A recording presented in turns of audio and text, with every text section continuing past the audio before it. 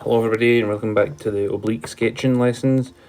In this series of lessons we'll be looking at how to sketch objects from orthographic views using oblique projection. I want to show you something a wee bit different today, and the reason I'm showing you this is because the last drawing was quite complicated. If I open that up here, you can remember all the lines that we had going on in here made it quite difficult to see things. So for this next drawing I'm going to just take a wee screenshot of this and save it to my photos first of all. So done, save to photos. I think it saves automatically, but I like to do that all the time just to be safe. And there is an app on the self-service section called Autodesk Sketchbook, and Sketchbook is just like a pen and paper.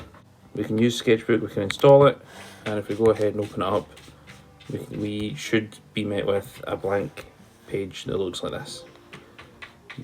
You can use two fingers to drag the page about, you can zoom in, zoom out, you can orbit all about. But the way we're using Sketchbook today is to put a picture in that we can sketch on top of. So there's the screenshot I've taken, it fills up the whole page nicely, and I'll just press done there, and that way I can drag this, move it about. Now we popped in the image here. Like I said, we can rotate it around. I'm going to try and set the angle to 0 and zoom in 100%. That way all the measurements we do with the ruler will be the correct measurements. And drag it across there.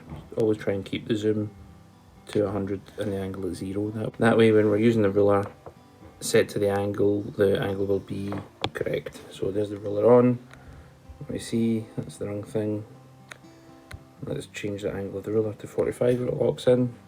And we can drag it over with one finger and see it lines up there. However, it's not relative to the page, it's relative to the screen. So if your angle is at 45 here, you try and drag that over, this line here isn't at 45 degrees that we need it to be. So just undo this and set that back to the correct size. Now the great thing about this is we can turn the layers off and on. So we don't want to sketch right on top of this layer, because if we make a mistake, use the rubber tool here. This is a cashmere eraser. If we use this tool, then we actually rub out parts of the image. If we have the ruler turned off, we rub out parts of the image, and we definitely don't want that to happen. So we can make a new layer above by clicking the plus button, and that adds a new layer on the right hand panel.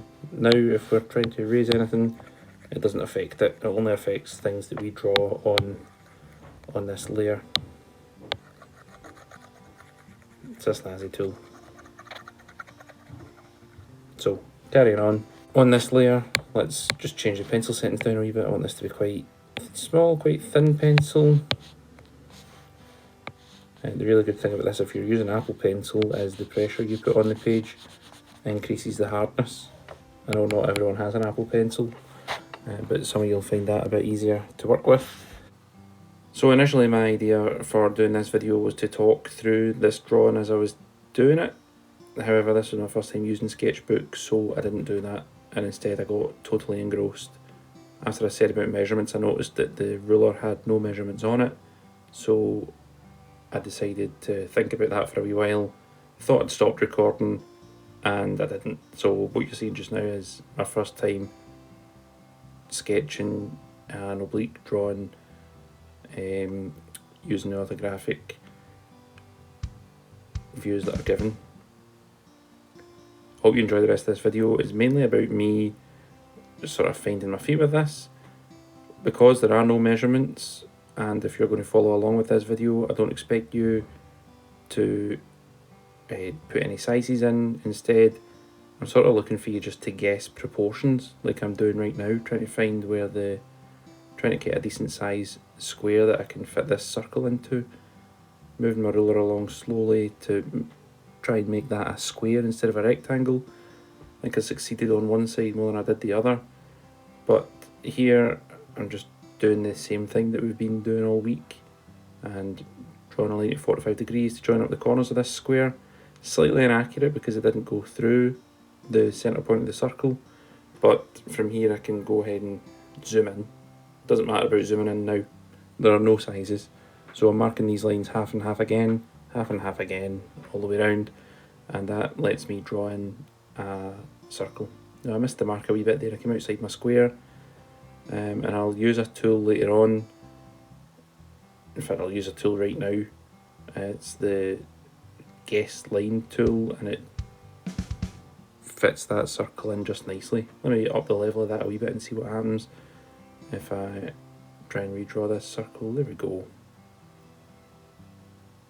So even if you have a shaky hand, using that tool will help you draw circles and straight lines too. I'm going to just do the rest of this, not on a time lapse, and I don't have any royalty free music, so I'll maybe make something GarageBand to stick on here. So I hope you've enjoyed watching this. I'm just going to let it play out to the end, and at the end I'll show a video of the rendering. Bye.